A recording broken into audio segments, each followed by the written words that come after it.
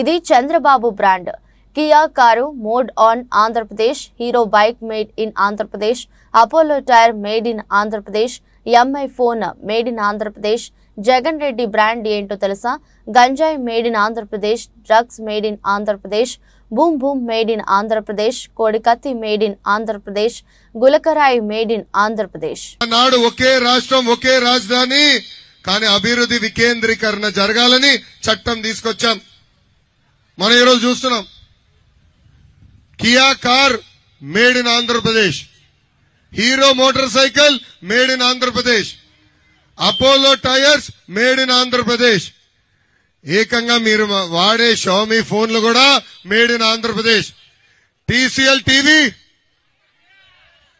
TV అదే విధంగా మీరు చూస్తే మెట్రో బోగీలు తయారు చేసే ఆల్స్ట్రామ్ కూడా మేడ్ ఇన్ ఆంధ్రప్రదేశ్.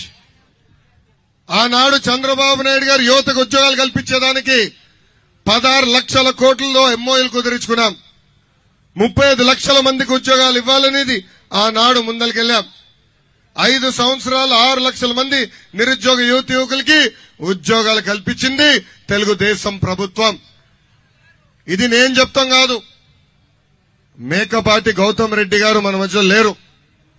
కానీ ఆనాడు శాసన మండలిలో వాళ్ళ పార్టీ వేసిన ప్రశ్నకి ఆయన సమాధానం చెప్తూ తెలుగుదేశం పార్టీ అధికారంలో ఉన్న 5 సంవత్సరాల్లో 6 లక్షల మందికి ఉద్యోగాలు ఉపాధి కల్పించామని ఆయనే స్వయంగా చెప్పే పరిస్థితి.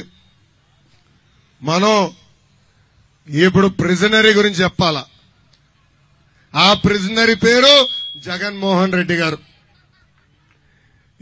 ఈ జగన్మోహన్ రెడ్డి గారి పరిపాలనలో గంజాయి made in Andhra Pradesh, boom boom made in Andhra Pradesh, president medal made in Andhra Pradesh.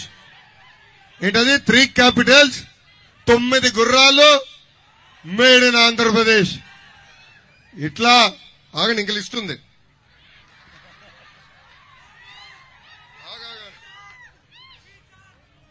మర్చిపోయా. కోడికత్తి మేడ్ ఇన్ ఆంధ్రప్రదేశ్, స్పెషల్ గుల్కరాయ్ మేడ్ ఇన్ ఆంధ్రప్రదేశ్. ఈయన ముఖ్యమంత్రి అయిన తర్వాత అడుగడుగున కంపెనీలు ఇబ్బంది పెట్టారు. మనందరం చూసాం. పీపీఎల్ రద్దు చేశారు ఆనాడు. అన్ని కంపెనీలు పక్క రాష్ట్రానికి వెళ్ళిపోయినాయి. ఆంధ్ర రాష్ట్రానికి highest tax paying company Amar Raja. ఆ అమర్ రాజాని పక్క రాష్ట్రానికి పంపించేశాడు ఈ ముఖ్యమంత్రి జగన్మోహన్ రెడ్డి గారు.